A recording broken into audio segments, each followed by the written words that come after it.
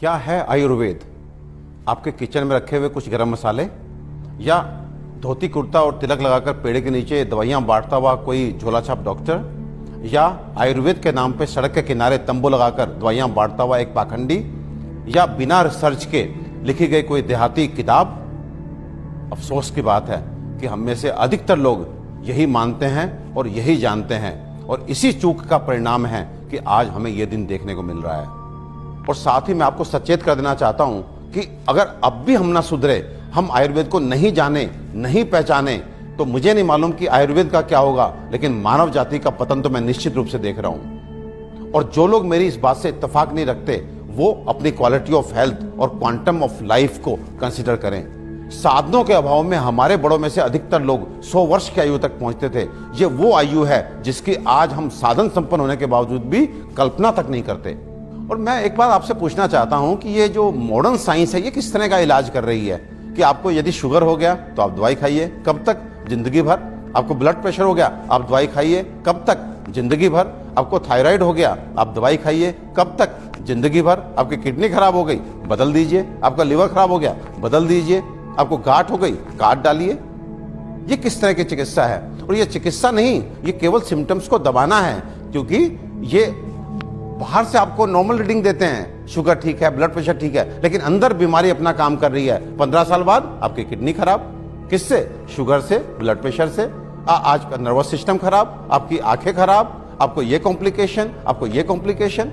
तो ये इलाज है या एलोपैथ का काला पर्दा? अपने 20 साल के क्लिनिकल एक्सपीरियंस से आपको बता देना चाहता हूं, ये जो आयुर्वेद विज्ञान है, ये समुद्र से भी गहरा, हिमालय से भी ऊंचा, ऐसा जीवन का विज्ञान है जो आपके शरीर में और मन में किसी भी अवांछित परिवर्तन के बारे में आपको न केवल जानकारी देता है, बल्कि उसे जड़ से मिटाने के लिए पुख्ता इलाज भी देता है। और मुझे एक बात समझ में नहीं आती, आप ऐसे विज्ञान को क्यों नहीं जानना चाहते जो आपको कभी शुगर, ब्लड प्रेशर, थायराइड और अनेक तरह की प्रॉब्लम्स आने ही ना दे।